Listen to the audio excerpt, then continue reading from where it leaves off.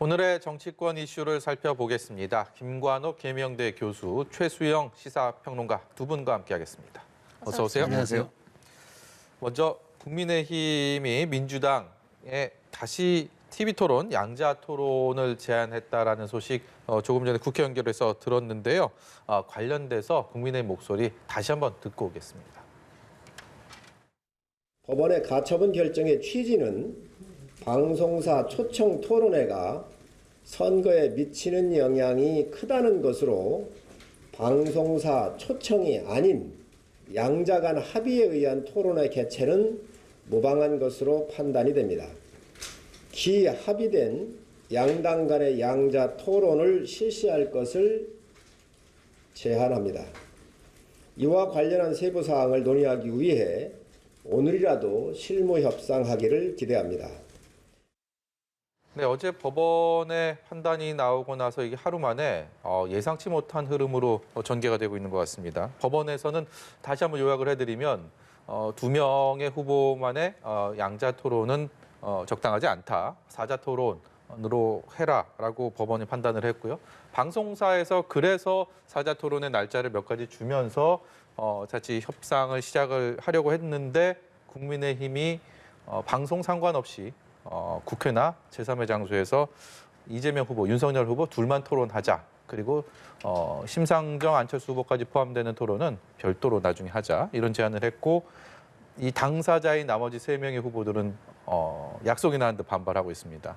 어떻게 전개되겠습니까? 왜 이런 현상이 일어날까요? 그러니까 국민의힘의 이런 요구가 굉장히 이해하기 어렵다. 뭐 이런 생각이 좀 들어요. 어저께 법원의 판결이 있을 때만 해도 사자의 점으로 가겠다. 뭐 이렇게 얘기를 했었거든요. 네. 그런데 갑자기 하루 저녁 사이에 이제 입장이 바뀌었어요. 그러니까 제 생각에는 뭔가 사자로 할 때 불리하다. 뭐 이런 판단을 내부적으로 했던 것 같아요. 제일 중요한 거는 이제 사자로 하게 되면 사실 단일화의 대상인 안철수 후보의 어떤 집중적인 공세를 받을 가능성이 매우 높거든요. 이렇게 되면 뭐 1대2 또는 1대3의 어떤 집중포화를 받을 가능성이 있으니 맨 처음에 어떤 TV 토론에서 주도권을 잃는 거 아닌가. 뭐 이런 생각이 지금 윤석열 후보 측에서 나오고 있는 것 같은데 법원의 취지는 아주 명백합니다. 이게 이제 국민의 알 권리, 검증권 이런 걸 다 보장해야 되는데 또 하나가 뭐냐면 형평성이라는 거거든요. 왜냐하면 지금 안철수 후보 그다음에 심상정 후보 합치면 어떻게 보면 한 20%의 국민들이 지지를 하고 있는데 이분들은 그럼 여기 토론에서 제외되는 거잖아요. 그러니까 이거는 형평성에 맞지 않기 때문에 법원에서 이렇게 얘기한 거면 일단은 사자를 하고 그리고 나서 이제 사실은 우리 TV 토론이 굉장히 늦어졌잖아요. 국민은 더 많은 알 권리를 이제 받아야 되기 때문에 사실은 그 이후부터는 충분히 양자 간의 어떤 뭐 TV 토론이든 뭐 그냥 토론이든 할 수가 있을 텐데 왜 처음 토론을 왜냐하면 국민의 이목이 아주 많이 집중될 거 아니에요? 그때를 왜 사자에서 비켜가서 굳이 양자로 하려고 하는지는 그리고 법원이 판단이 있는데 굳이 법원의 판단을 무시하려고 하는 것이 맞는 것인가? 저는 비판적 시각입니다. 이 공세가 윤석열 후보에 좀 집중될 수 있다라는 의견을 제시하셨는데 마찬가지로 이재명 후보도 마찬가지 아니겠습니까? 이 토론이라는 게 상대적으로 다자 토론을 하게 되면 지지율에서 우위를 점하고 있는 후보에게 공세가 집중돼 왔기 때문에 그것을 일방적으로 윤석열 후보 혼자 불리하다라고 판단하는 것은 좀 이해가 안 되는 대목인데요. 저도 어떻게 지금 생각하십니까? 송일정 의원 얘기 들으면서 정말 이거는 어처구니 없고 설득력이 너무 떨어진다. 그리고 법원의 판단을 이렇게 아전인수로 해석하느냐. 법원의 판단이 아주 분명합니다. 지금 40일밖에 안 남은 엄중한 시기다. 그러니까 방송사가 임의적으로 할 수 있는 토론회 맞다. 그렇지만 그럼에도 불구하고 참가 대상을 자의적으로 정해서는 안 된다가 취지였어요. 그렇다면은 지금 이 얘기는 무엇이냐면은 두 사람에 국한된 토론회는 사실 지금 양쪽 진영이 뭐 녹취록 거의 전쟁하다시피 하는 건 아닙니까? 이것의 명분이 국민의 알 권리인데 원내 정당이 있고 지지율 15%짜리 후보가 있는데 이들을 제외시킨 토론회가 국민의 알 권리를 충족하냐? 이게 안 된다라고 선을 그었는데 그럼에도 불구하고 우리들이 방송사 중계 안 하면 되지 않느냐? 두 사람이 따로 해가지고 나중에 사후적으로 유튜브라든가 아니면은 영상 제공하는 형식으로 하겠다. 이거야말로 이거는 정말 아전인수격 해석이고 이거는 국민의힘이 너무 국민의 알 권리에 대해서 정면으로 반기를 들었다. 저는 역풍이 불 거라고 생각하는데 저는 저는 약간 배경이 이런 걸로 봐요. 그러니까 안철수 후보가 등장해서 하는 토론회에서 윤석열 후보와 계속 같이 앵글이 잡힐 경우에 이게 혹시 단일화라든가 나중에 서로의 어떤 그 안철수 후보에 대한 경쟁력이라든가 지지율을 좀 더 키워주는데 순기능 역할을 하지 않을까 우려가 있는 것 같은데 그렇게 좁은 생각, 그렇게 좀 약간 소승적인 자세라 그러면은 저는 그것이 국가 지도자의 자세가 되겠습니까? 이거는 명백하게 사자 토론하는 게 맞고요. 제가 보기에 이것을 명분으로 갖다 보면 오히려 윤석열 후보가 토론을 피한다는 프레이밍에 걸릴 수 있기 때문에 뭐 국민의힘이 아마 이렇게 얘기하고 시간 벌기의 전략이라 그러면은 조속히 빨리 일단 협상 테이블로 나오는 게 저는 말하자면 역풍을 좀 덜 맞을 수 있는 길이라고 생각을 합니다. 예. 그러니까 저는 좀 음모론적 시각에서 좀 더 보면 이렇게 상황을 어렵게 복잡하게 만들므로 해서 사실상 TV 토론을 설 이후로 그냥 미루려고 하는 거 아니냐. 왜냐하면 뭐 이견이 만들어지면 사실 만들기가 굉장히 어렵잖아요. 만약에 그렇게 될 경우는 저는 여기에 사자 토론에 참여를 안 하겠다는 후보는 빼고라도 해야 된다. 왜냐하면 많은 국민들이 사실 여기에 기대를 하고 있거든요. 그래서 설 연휴에 이제 얘기에 집중될 텐데 그런 어떤 이 과정 속에서 사실 TV 토론이 어떻게 전개되고 그 과정 속에서 어떤 비전을 제시하고 그리고 실질적으로 국정 운영 능력이 있는지 평가하고 이런 것들이 사실은 이루어져야 되는데 이거를 지금 기피하겠다는 것이기 때문에 저는 만약에 여기에서 뭐 양자 아니면 안 한다라고 한다 그러면 그냥 삼자 토론이라도 뭐 나가야 된다 이렇게 생각하죠. 예. 저도 한마디 첨언을 하면 사실 지금 후보대 공약들이 변별력이 없어요. 사실 이재명 후보나 윤석열 후보 얼굴 가리고 이게 누구 공약일까요? 질문하면은 누구 공약인지 구별이 안 될 정도로 서로 비슷하고 따라가고 또 서로 추격 매수하듯이 이렇게 서로 좋은 공약들을 받고 하는데 그렇기 때문에 이런 공약들이 정말 후보들이 실현 가능한지 어떻게 본인들의 철학과 가치에 녹여서 이런 공약들을 만들었는지 TV 토론에서 보이면 그게 보이거든요. 그러니까 검증도 되고 서로 공약들 정책들에 대해서 실현 가능성을 또 입증도 하고 그다음에 유권자를 대하는 태도라든가 그다음에 진정성, 열정 이런 것들이 TV 토론에서 고스란히 유권자의 눈에 잡히기 때문에 이런 것들이야말로 주권자가 정말 대선 후보를 택하는 기준이 될 수 있는 중요한 타이밍인데 이걸 굳이 자꾸 이렇게 물타기 식으로 해가지고 이것을 양자를 사자하자, 뭐 사자를 또 양자하자 이런 식으로 얘기하는 건 저는 이건 굉장히 온당치 않은 행위라고 생각합니다. 예, 각 당의 셈법에 따라서 점점 복잡해지고 있는 지금 상황인데 설 연휴쯤에 이 양자든 다자든 이루어질 수 있겠습니까? TV 토론? 그러니까 지금 방송국이 내놓은 날짜가 30일, 31일 뭐 이 정도잖아요. 그러면 여기에서 어떤 경우든 사자 토론을 해야 됩니다. 우리가 2월 1일이 설이잖아요. 그러면 그 전에 사실은 굉장히 편안한 이 상황 속에서 국민들이 시청을 하고 지금 말씀하신 대로 진짜 주요 공약이 뭔지 그걸 비교할 수 있고 그만큼 이거를 실행할 수 있는 능력이 있는지 그리고 그거를 아는 어떤 식견이 분명히 있는 건지 검증을 할 수 있는 거잖아요. 그러면 이제 설날에 누가 낫더라 뭐 이런 얘기들이 돌고 뭐 이럴 텐데 이걸 넘어가 버리면 그렇게 서로를 의견을 교환할 기회는 사실 없어지는 거거든요. 그래서 지금 방송국이 얘기하는 30일이나 31일에 최소 3자는 무조건 해야 된다. 저는 이렇게 보죠. 오늘이라도 뭐 협상하자 이렇게 던져는 놨는데 협상이 진행이 어떻게 될지 잘 모르겠습니다. 전망이라고 여쭤보기도 좀 민망한데 어떻게 생각하십니까? 저는 사실 이거 하루면 사실 양쪽 다 조율할 수 있어요. 왜냐하면 사자 토론은 이제까지 대선을 치르면서 축적된 경험들이 있고 그다음에 포맷이 일정해요. 그렇기 때문에 큰 논의학 주제만 정하면 될 문제예요. 그러니까 나중에 법정 토론회는 정치, 사회, 경제를 나눠서 하루씩 하잖아요. 이거는 그냥 몰아가지고 그러면 분야를 챕터를 어떻게 나눠가지고 시간을 배분만 어떻게 할 것인지만 놓고 상호 토론과 주도권 토론 시간만 정하면 돼요. 그러니까 이거는 정말 어려운 게 아닌데 이것을 만일 또 뭔가 어떤 의제 설정의 문제다 혹은 뭐 기술상의 문제다고 피한다면은 저는 피하는 사람이야말로 뭔가 여유가 있지 않겠습니까? 저는 정 안 된다 그러면 3자 토론 거부하시는 분을 빼고라도 유권자에게 선택의 기준을 드리는 게 맞다. 저는 그렇게 생각합니다. 예, 다른 얘기 좀 해보겠습니다. 민주당은 86그룹 용퇴론 이것이 송영길 대표도 얘기를 했고요. 그리고 김종민 의원도 처음 여기에 대한 문제의식을 드러냈는데 별로 힘을 받지 못하고 있는 상황인 것 같습니다. 찻잔 속 태풍에 그치는 거 아닌가. 그리고 이것이 또 당내에서 또 어떤 갈등의 씨앗으로 또 작용하고 있는 것은 아닌가라는 우려감도 확산되고 있는 것 같고요. 사실 국회의원이 불출마를 선언하는 거 그렇게 쉽지는 않습니다. 굉장히 어려운 선택인 것만은 분명하죠. 하지만 이제 당 대표가 정치 교체라는 거대한 화두를 던졌어요.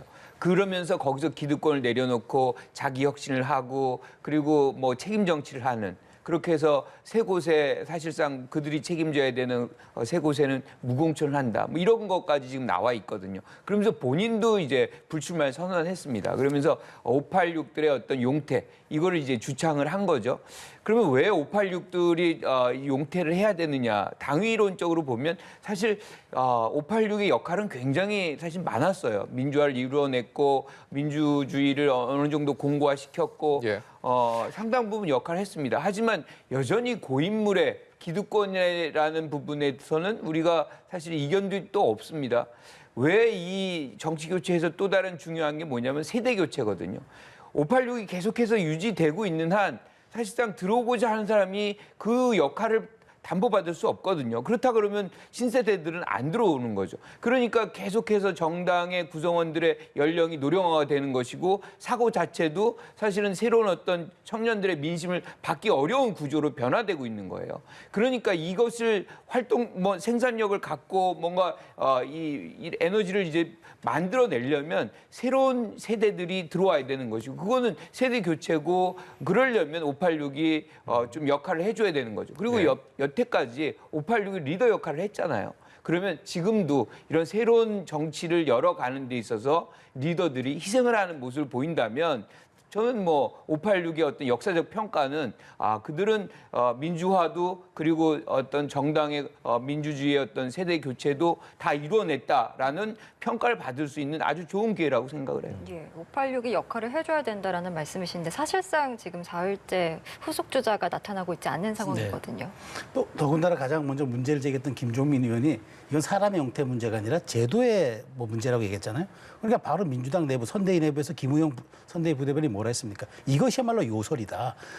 행위가 따르지 않는 책임 정치는 그거는 장광설에 불과하다라고 얘기해버렸단 말이에요. 그러니까 이런 것들인 거죠. 그러니까 같이 내부에서 김종민 의원이 제기하고 그다음에 이재명 후보의 측근 그룹이 이제 공직을 맡지 않겠다라고 했는데 사실은 국회의원이 공직 맡지 않겠다는 또 의미, 임명직을 맡지 않겠다는 의미는 또 아무런 또 그것도 효과도 떨어지는 데다가 그런데 대표가 이렇게 송영길 대표가 얘기해놨는데 후속 조치라기보다는 이런 식으로 무슨 제도의 탓으로 돌려버리면 그래서 지금 왜 정권 교체율이 이렇게 3, 4개월째 55%에 육박하느냐면 586에 저는 386 정치의 책임이 크다고 보는 거예요. 그러니까 문재인 정부의 갈라치기라든가 진영 정치라든가 내로남불 국정 전반에 걸쳐서 영향력을 행사했던 사람들이 결국 이렇게 패권주의적 태도를 보임으로써 문재인 정부의 무능과 위선, 독선을 입증한 거 아니겠어요? 그러면 여기에 대한 책임을 지는 차원에서 어떤 식으로든 송영길 대표의 후속 조치에 힘을 실어주는 것들이 나와야 되는데 송영길 대표의 단독 플레이식으로 나가고 우상호 의원은 지난번 4.7 재보궐선거 때 내가 안 하기로 했으니 약속 지켰다. 이렇게 끝 하고 나머지는 제도의 문제라고 하니까 누가 쇄신론에 동의를 해주겠습니까?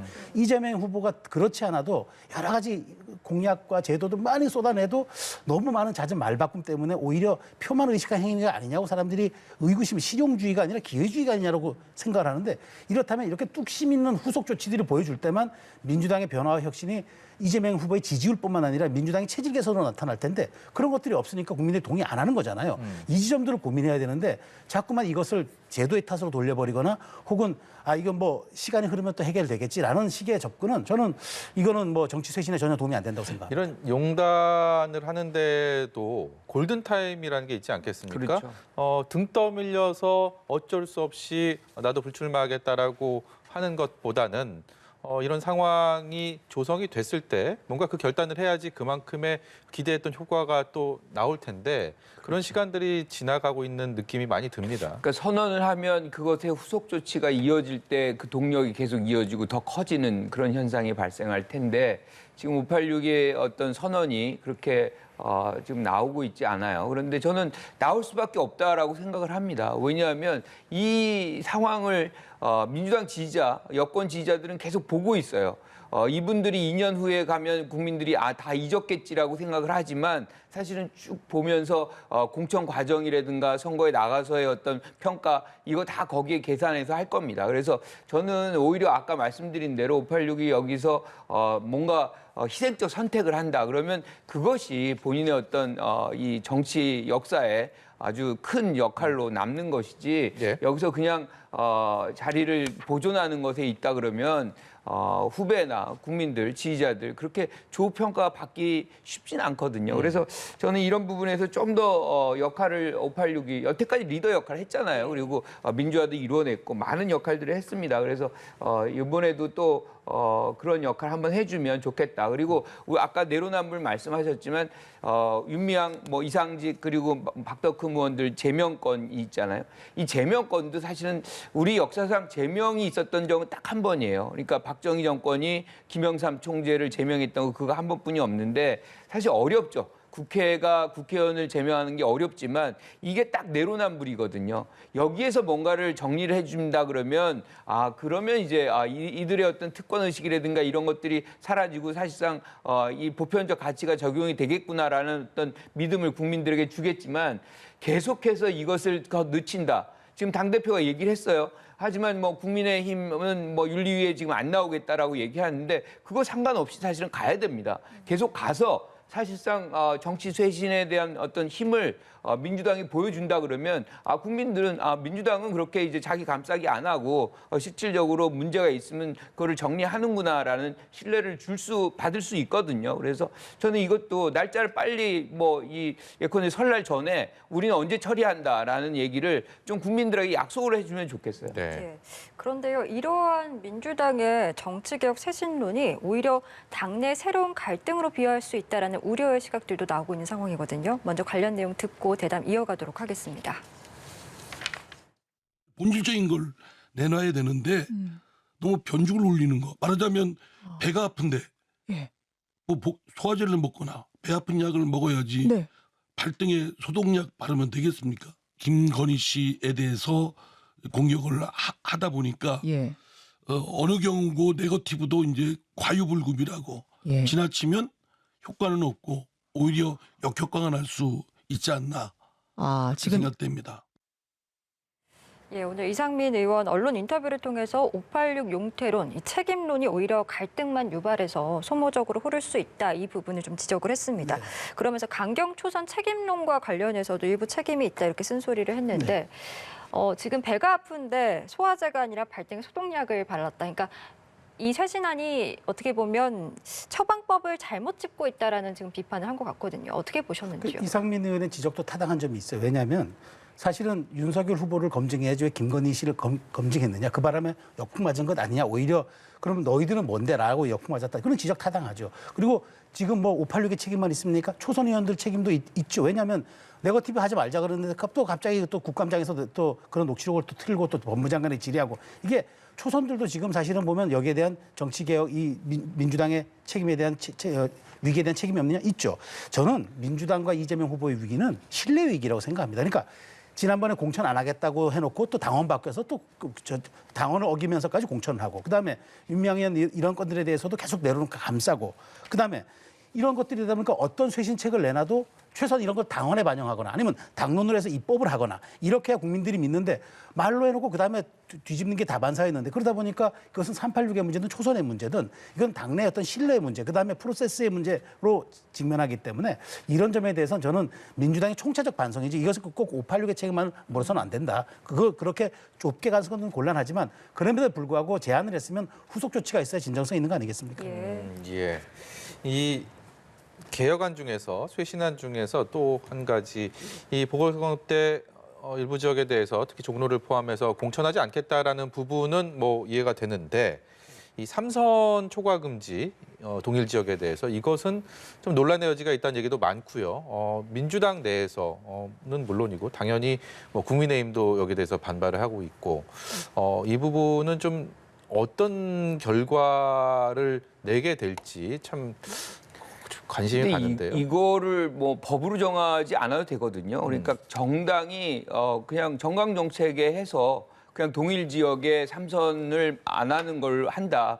그러니까 우리가 지난번에 이제 바꿨던 거 있잖아요. 민주당에서 뭔가 문제가 있어서 거기서 사퇴한 지역구에는 공천하지 않는다. 뭐 그런 거나 똑같은 거거든요. 그러니까 네. 이거는 국민의힘과의 어떤 협상의 대상이 아니에요. 그 헌법의 위반도 아닌 것이고 그런 식으로 그냥 당 내에서 정하는 것이기 때문에 예. 저는 세대 교체를 하고 뭔가 이 활력을 당에 불어넣고 이런 부분에서는 충분히 고려할 만한 그런 내용이다라고 생각을 하고 예. 지금 사실 이제 한 가지 아쉬운 부분은 송영길 대표가 이러한 부분들을 당내 어떤 토론이라든가 뭐 이런 과정을 거치지 않고 굉장히 이제 갑작스럽게 내놓는 그런 이제 장면이 있었기 때문에 당혹스러울 수는 있겠지만 예. 저는 이 부분에 대해서는 어차피 여기에 뭐 아직 2년이라는 시간이 있잖아요. 그러니까 이거는 논의를 본격적으로 해 나가면 되는 것이고 아까 우리가 이제 세 곳 공천 안 한다. 저는 이것도 책임 정치 실현한다는 부분에서 굉장히 긍정적으로 봐요. 전번에 뭐 서울시장하고 부산시장 공천했다가 사실